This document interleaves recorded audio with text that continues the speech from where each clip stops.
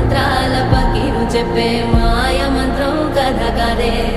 చంటోళ్లను భయపెట్టే భూచోడి కథ కదే